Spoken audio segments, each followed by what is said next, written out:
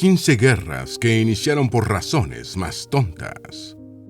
Según Sun Tzu, general, estratega militar y filósofo chino de los siglos VI y V a.C., autor del arte de la guerra, las guerras deben pelearse con razón, con ventaja y sin exceso. El chino, que es considerado el padre de la estrategia militar, creía que la guerra debía tener una justificación moral, como respuesta a una agresión indebida, o como acción preventiva para impedir que se cometiera un acto injusto. Pensaba además que la guerra debía declararse solo cuando se contaba con la ventaja objetiva para ganarla, y que siempre debía terminar con el menor daño posible entre los oponentes. ¿Cuántas veces la humanidad ha desoído las enseñanzas del sabio chino a lo largo de los últimos 2500 años y se ha embarcado en guerras sin sentido? Sería complicado y quizás ocioso intentar establecer esa cantidad. Pero lo que sí podemos hacer es revisar y reflexionar sobre un conjunto de guerras que se han librado o han estado a punto de comenzar por las razones más estúpidas.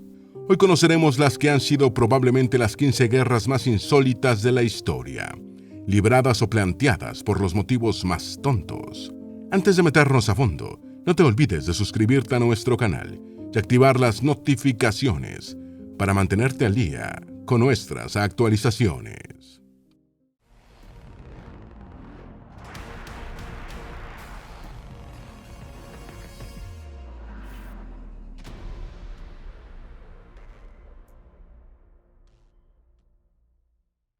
Número 1. Guerra de la Oreja de Jenkins. Entre 1739 y 1748, España y el Reino Unido tuvieron un enfrentamiento bélico que fue llamado Guerra del Asiento por los españoles y Guerra de la Oreja de Jenkins por los británicos.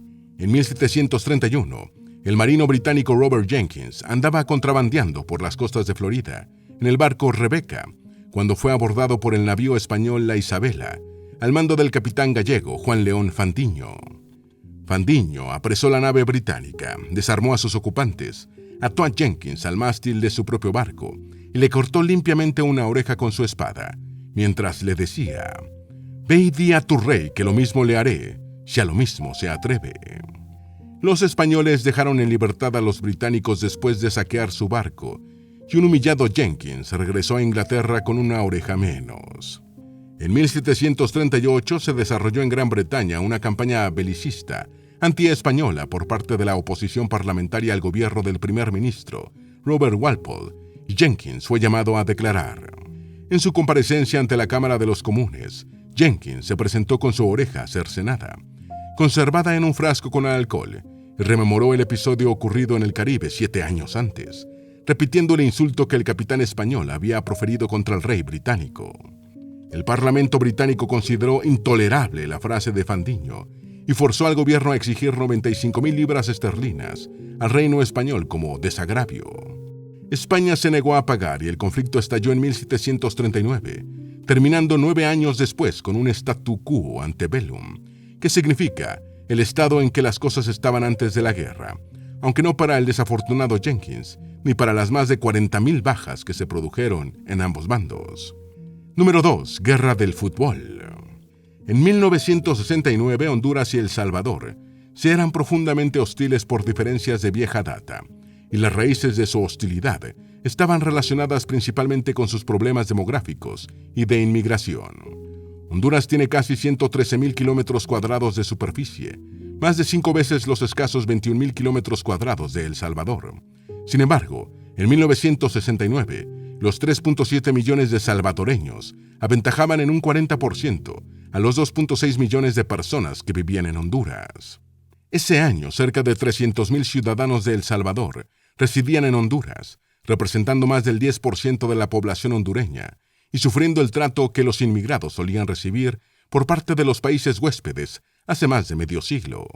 Durante las eliminatorias de la Copa Mundial México 70, Honduras ganó el Grupo 3, mientras que El Salvador venció en el Grupo 4. Los dos rivales históricos debían enfrentarse por un cupo a México en partidos de ida y vuelta. El primer partido se disputó el 8 de junio de 1969 en Tegucigalpa, la capital hondureña, con victoria 1-0 de Honduras. El equipo y los fanáticos de El Salvador fueron acosados en sus hoteles y tras la derrota, los aficionados salvadoreños prendieron fuego al estadio. El partido de vuelta se jugó el 15 de junio de 1969 en San Salvador, capital de El Salvador, con victoria salvadoreña 3-0. La eliminatoria iba a un partido de desempate, porque en ese momento no aplicaba el criterio de la diferencia de goles. Antes del juego, los salvadoreños acosaron al equipo hondureño en su hotel y hubo varios muertos. Al comienzo del partido, fue ondeado un trapo sucio, en lugar de la bandera de Honduras. Después del juego se produjeron disturbios antisalvadoreños en toda Honduras. El partido de desempate se jugó en Ciudad de México, el 27 de junio de 1969, con victoria de El Salvador 3-2 en la prórroga. Los salvadoreños iban a su primera Copa Mundial. Los hondureños tendrían que seguir esperando. La noche anterior al partido de desempate, El Salvador disolvió todos sus lazos diplomáticos con Honduras, argumentando que cerca de 12,000 salvadoreños habían tenido que huir de Honduras después del segundo juego. El gobierno salvadoreño señaló además que el de Honduras no había hecho nada para evitar esta persecución, exigiendo indemnizaciones. La llamada guerra del fútbol, realmente larvada durante décadas por motivos extrafutbolísticos, estalló oficialmente el 14 de julio de 1969, después de varias escaramuzas fronterizas, terminando 4 días después por un alto al fuego conseguido por la OEA. Murieron más de 2,000 civiles. Número 3. Guerra de los pasteles. Probablemente a algunos mexicanos les cueste ubicar en su mente cuál fue la primera intervención francesa en México o la primera guerra franco-mexicana, pero cuando les mencionan la Guerra de los Pasteles, todo se aclara. Guerra de los Pasteles fue el popular nombre con el que pasó a la historia el primer enfrentamiento entre México y Francia en el siglo XIX.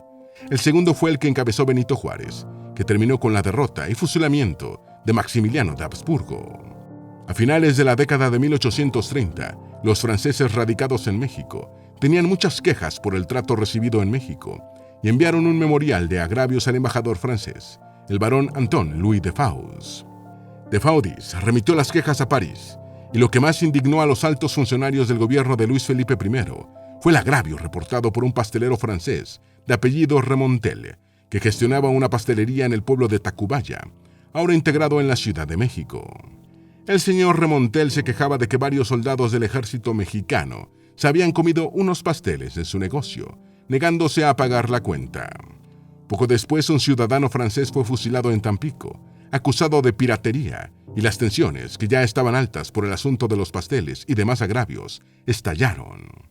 El humor popular bautizó el conflicto como la Guerra de los Pasteles, que fue peleada entre el 21 de noviembre de 1838 y el 9 de marzo de 1839, terminando con un acuerdo de paz y ambos bandos adjudicándose la victoria. Hubo 95 muertos mexicanos por 64 franceses, y México tuvo que pagar al Reino de Francia una indemnización de 600,000 pesos. Número 4. Guerra del cerdo y las patatas. El Tratado de Oregón de 1846 estableció la frontera entre Estados Unidos y los territorios británicos del actual Canadá en el paralelo 49, aunque esta divisoria generó algunos problemas en islas, que quedaban partidas en dos, especialmente la de los alrededores de Vancouver. Una de las islas más afectadas, más importantes, fue la de San José, y tanto Estados Unidos como el Reino Unido la pretendían por su estratégica localización, aunque pobladores estadounidenses y británicos coexistieron en paz hasta 1859.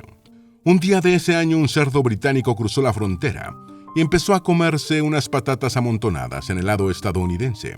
El cultivador de papas de Estados Unidos mató al cochino con su rifle, detonando un conflicto internacional.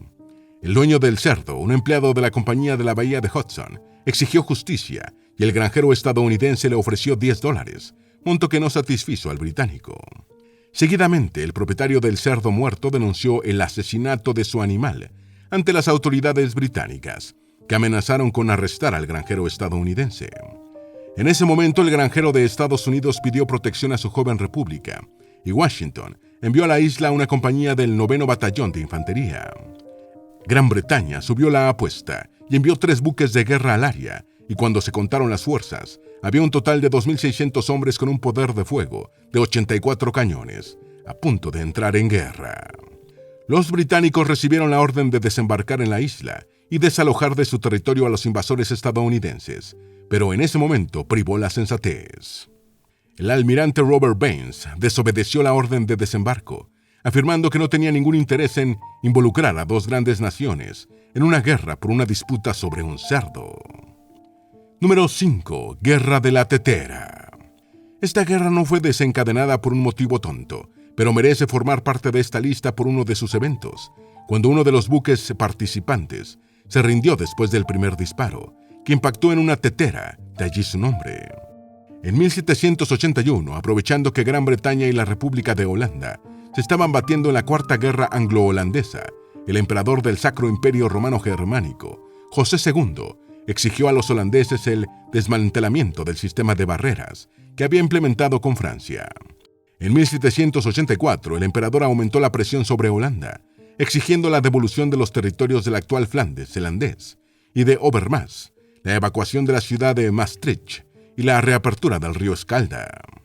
Aunque el ejército de los Habsburgo no estaba bien equipado en esa región, con deficiencias de artillería y falta de suministros, José II decidió amenazar con la guerra a los holandeses, convencido de que los Países Bajos no se atreverían a reaccionar. El emperador del Sacro Imperio hizo zarpar 3 barcos desde Amberes hacia la Escalda, incluyendo el mercante de Louis, con la bandera del propio monarca, y el 9 de octubre de 1784, el enfrentamiento lucía inevitable. Ese día el buque holandés Dolphin fue enviado a interceptar a los barcos del Sacro Imperio, y después de un solo disparo, que dio en una tetera, el Louis se rindió. Según especialistas en la guerra marítima, el Dolphin habría necesitado una andanada completa de 7 cañones para detener al de Louis. Con uno de sus barcos rendidos después de un solo tiro, José II le declaró la guerra a Holanda el 30 de octubre de 1784, y su ejército invadió territorio holandés, arrasando una aduana y ocupando el antiguo fuerte Lillo, en aquel momento utilizado como huerto. Francia inició una mediación, se interrumpieron las hostilidades, y la Guerra de la Tetera terminó oficialmente el 8 de noviembre de 1785, con la firma del Tratado de Fontainebleau y un status quo ante bellum. Número 6. Guerra del Cubo de Roble. La Guerra del Cubo de Roble, también llamada Guerra del Balde Robado, fue librada en 1325 entre las ciudades-estado itálicas rivales de Módena y Bolonia. El enfrentamiento tuvo lugar en la región de Emilia-Romagna, en el norte de Italia, y fue uno de los muchos episodios de lucha entre güelfos y gibelinos. Fue una guerra de una sola batalla, la de Sapolino, librada el 15 de noviembre de 1325, en la que Módena gibelina, liderada por Paserino Bonacolsi, derrotó a la Bolonia güelfa, que contaba con el respaldo del Papa Juan XXII. Según una leyenda, la guerra fue detonada porque los modeneses robaron un cubo de roble de un pozo boloñés.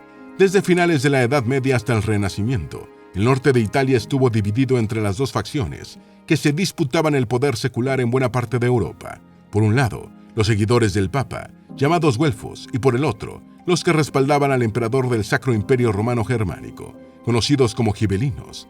En este contexto, Módena respaldaba al emperador y Bolonia al Papa. Tras su muerte en 1308, el señor de Módena, Assobil d'Este, fue reemplazado por Paserino Bonacolsi, partidario del emperador del Sacro Imperio Luis IV de Baviera. Bonacolsi continuó la vieja hostilidad entre güelfos y gibelinos, y el Papa Juan XXII lo declaró en desacato contra la Iglesia, concediéndole indulgencias propias de un cruzado a quien quiera que lo aniquilara o destruyera sus bienes. En los meses previos a la única batalla de la guerra, los enfrentamientos fronterizos entre las dos ciudades-estado se intensificaron. A finales de septiembre de 1325, un grupo insurgente aliado de Módena capturó el castillo boloñés de Monteveglio y lo entregó a los modeneses, quienes decapitaron a 2 castellanos renegados. Según otras versiones, este episodio fue el verdadero detonante de la guerra y no el robo del cubo de roble. Número 7. Guerra del Taburete. El antiguo reino Ashanti ocupó las tierras cercanas a la Costa de Oro, en África Occidental, en lo que hoy es Ghana. Este reino tenía como principal símbolo del poder un taburete de oro, asumiendo que había descendido del cielo para llegar a los pies del primer rey de Ashanti, y que contenía el alma de la nación Ashanti. El banquillo de oro macizo medía 60 centímetros de ancho y 45 de alto, y era un objeto tan sagrado que todos los miembros del reino, incluido el rey, tenían prohibido sentarse en él. El reino Ashanti siempre fue codiciado por las potencias africanas de la época, sobre todo el reino, que en 1896 propuso convertirlo en un protectorado suyo. El rey Ashanti Premeg se negó a convertirse en protegido de los británicos, y estos decidieron ser protectores por la fuerza. En 1900, el emperador británico de la Costa Dorada, Sir Frederick Hodgson, decidió que le gustaría sentarse en el taburete sagrado y exigió a los nativos que los llevaran a su presencia. El pueblo Ashanti se indignó y estalló una guerra que duró 6 meses, en la que murieron cerca de 2.000 aborígenes y 1.000 soldados británicos. La guerra terminó cuando fue capturada ya a Santa Ewa, reina madre y guardiana de la puerta del taburete dorado, pero el banquillo nunca apareció. Los nativos mantuvieron oculto su taburete sagrado durante muchos años, hasta que pudieron devolverlo a su lugar ceremonial. Número 8. Guerra de los Basus. Los Taglib eran una tribu árabe grande y poderosa de Mesopotamia y el norte de Arabia, de la misma estirpe de los andanitas, que también incluía las tribus de Ans, Bakr, Banu Hanifa, Imwail y Anisaj. Su tierra ancestral era la región de Nagd, en el centro de Arabia, antes de migrar hacia el norte hasta la llanura de la Mesopotamia superior en el siglo VI. La tribu era conocida por ser mayoritariamente cristiana y fue famosa por su tamaño y su fuerza en relación con otros pueblos de la región. Incluso genealogistas árabes clásicos han dicho lo siguiente: si no hubiese sido por el Islam, Taglib habría devorado a los demás árabes. Los Taglib fueron una de las pocas tribus árabes que no aceptaron el Islam en los tiempos de Mahoma, ni durante el gobierno de sus sucesores inmediatos. Se dice que en el año 494, un camello de la tribu Bakr se extravió en tierras de los Taglib, y un líder tribal de esta lo mató. El camello pertenecía a la esposa de un líder Bakr, y el jefe Taglib fue asesinado en represalia, estallando la guerra entre las dos tribus arábigas. El líder Bakr, al ver que las cosas se estaban saliendo de control y ante la superioridad de sus oponentes, envió a su hijo a proponer una tregua, pero los Taglib mataron al emisario. El jefe Bakr juró venganza, y dado que las dos tribus ya no se tenían ni la más mínima confianza, la guerra de los Basus se prolongó por 4 décadas, hasta que terminó en el año 534 con victoria Taglib. Número 9. Guerra del Perro. Grecia y Bulgaria han tenido históricamente una relación difícil, y durante la década de 1920, las tensiones estaban a flor de piel, con bandas armadas de ambos países, cruzando la frontera para practicar el pillaje. En 1925, un soldado griego destinado en un paso fronterizo iba paseando con su perro, cuando el animal se le soltó y entró en territorio de Bulgaria. El griego atravesó unos metros la frontera para recuperar a su perro, y un guardia fronterizo búlgaro le disparó. El incidente originó una balacera e incluso los búlgaros le dispararon a un oficial griego que, ondeando una bandera blanca, intentaba calmar la situación. El suceso fue la primera prueba de fuego para el dictador griego, el general Theodoros Pangalos, quien había asumido el poder en junio de 1925. Pangalos lanzó un ultimátum de 48 horas a Bulgaria para que detuviera a sus francotiradores, indemnizara a los griegos afectados y se disculpara. De todos modos, el dictador griego invadió Bulgaria antes de cumplirse el plazo que había estipulado. Con la ayuda de sus aliados serbios, el ejército griego saqueó y quemó varias localidades búlgaras. Bulgaria solicitó ayuda a la Sociedad de las Naciones, que había sido fundada 5 años antes, y la organización antecesora de las Naciones Unidas se pronunció a favor de los búlgaros, declarando a Grecia como agresora y exigiendo indemnizaciones. El humillado dictador Pangalos solo pudo sostenerse en el poder hasta agosto del año siguiente, cuando fue depuesto por un contragolpe organizado por varios de los oficiales que lo habían apoyado. Número 10. Guerra de los excrementos de pájaros. El guano es el sustrato resultante de la masiva acumulación de excrementos de aves marinas en ambientes secos o de muy poca humedad. Es un abono muy efectivo debido a su exponencialmente alto contenido de 3 elementos indispensables para el crecimiento vegetal: nitrógeno, fósforo y potasio. Las islas de Perú y el norte de Chile son particularmente ricas en guano, y durante los siglos XIX y parte del XX se produjo un intenso comercio de este recurso natural, así como la colonización de islas remotas en todo el mundo en busca del valioso excremento. El guano fue reemplazado por los fertilizantes artificiales en la agricultura intensiva, aunque sigue teniendo un nicho en las prácticas agrícolas ecológicas. En 1864, España atacó a Perú, y no por primera vez. Los conquistadores de Pizarro se habían quedado con el oro, y los nuevos conquistadores andaban en busca de excrementos de pájaros, un fertilizante 30 veces más potente que el estiércol de reses.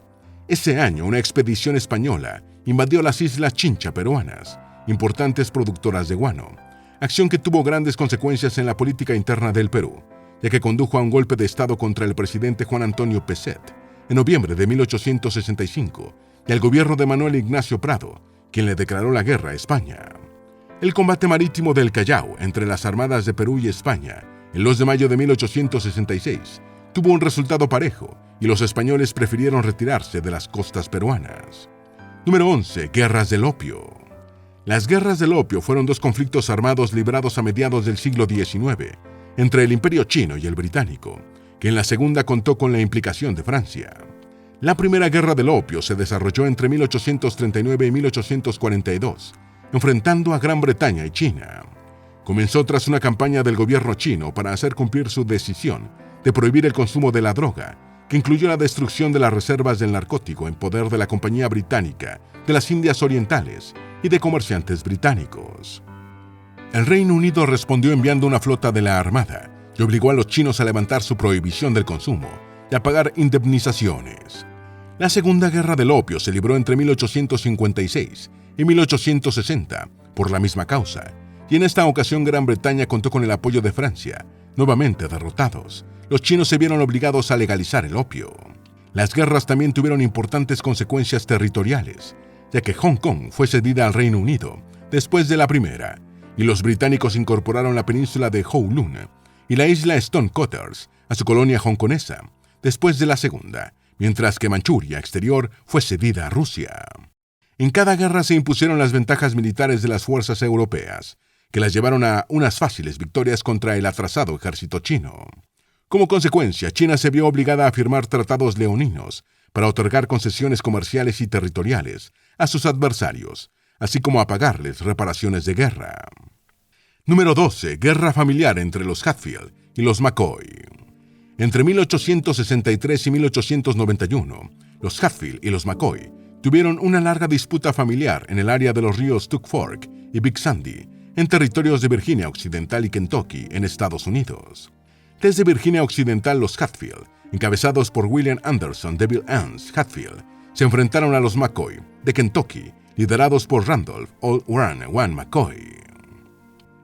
Los Hatfield vivían mayoritariamente en Virginia Occidental y la mayoría de los McCoy en Kentucky, y ambas familias habían luchado por el bando confederado durante la Guerra Civil estadounidense, a excepción de Asa Harmon McCoy, que había sido combatiente unionista. El primer hecho de muerte en la disputa se produjo cuando Asa regresaba de la guerra y fue asesinada por los Wildcats, un grupo local confederado. Al principio se sospechó que Devil Anse Hatfield había sido el autor del crimen, pero después se confirmó que al momento del asesinato estaba enfermo en su casa. Sin embargo, se creyó ampliamente que Jim Vance, miembro de los Wildcats y tío de Devil Anse, perpetró el asesinato. Los Hatfield eran más adinerados que los McCoy, gracias a una explotación maderera, mientras que sus rivales pertenecían más bien a la clase media baja, y su principal patrimonio era una granja de 120 hectáreas que tenía Old One. Ambas familias habían estado involucradas en la fabricación y venta de aguardiente ilegal. Uno de los acontecimientos más horrendos fue la masacre de Navidad de 1888, cuando el clan Hatfield rodeó e incendió la cabaña de los McCoy mientras dormían, matando a 2 hijos de Randolph y golpeando brutalmente a su esposa Sarah. Cuando finalmente las autoridades intervinieron para detener la guerra familiar, había muerto más de una docena de personas de ambas familias. Un Hatfield fue ejecutado por la justicia y 9 ingresaron a prisión, 7 de ellos con condenas de por vida. Anse murió en la cárcel. Número 13. Guerra de Kurukshetra. De acuerdo con el texto épico hindú Mahabharata, la guerra de Kurukshetra fue un enfrentamiento entre los clanes hermanos de los Kauravas y los Pándavas por el trono de Hastinapura, cerca de la actual Nueva Delhi. La historicidad y datación de esta guerra continúa siendo debatida, y la tradición señala que se produjo en el año 3102 a.C. Sin embargo, en su intento por establecer una fecha histórica, algunos investigadores han sugerido las proximidades del año 1000 a.C. como datación más probable. La supuesta batalla fue peleada en el campo de los Kuru, en el actual estado de Haryana, en el norte de India, con la intervención de ejércitos de millones de soldados.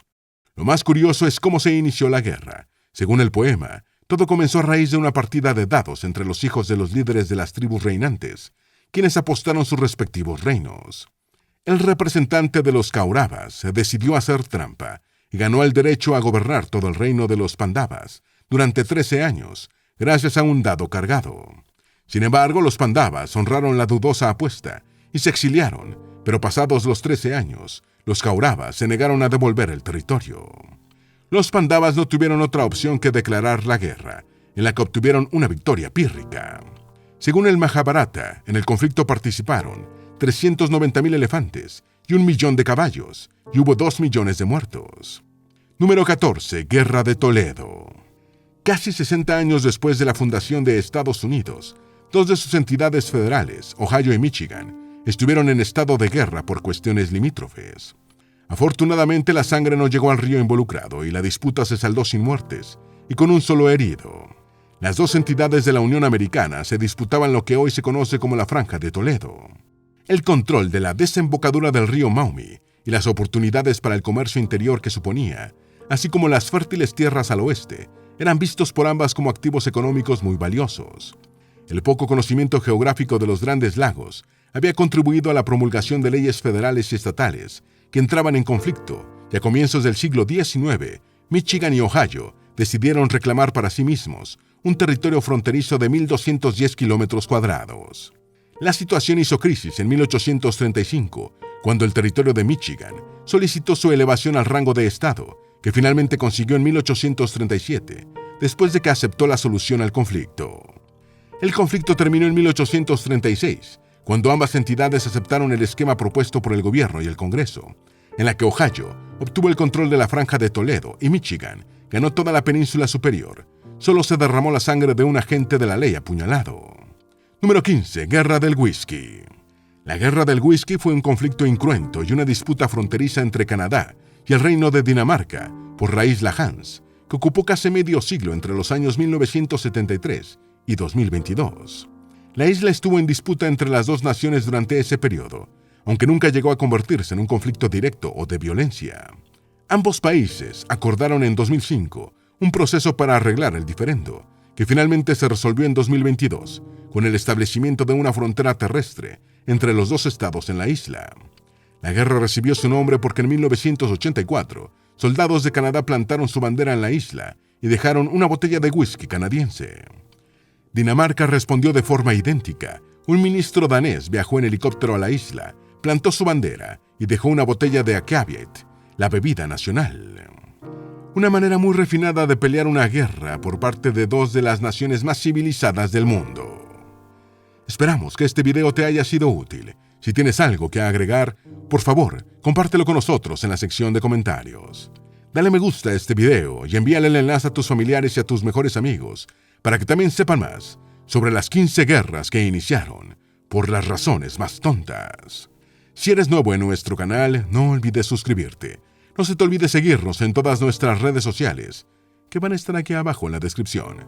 Recuerda, un pueblo que no conoce su historia está condenado a repetirla.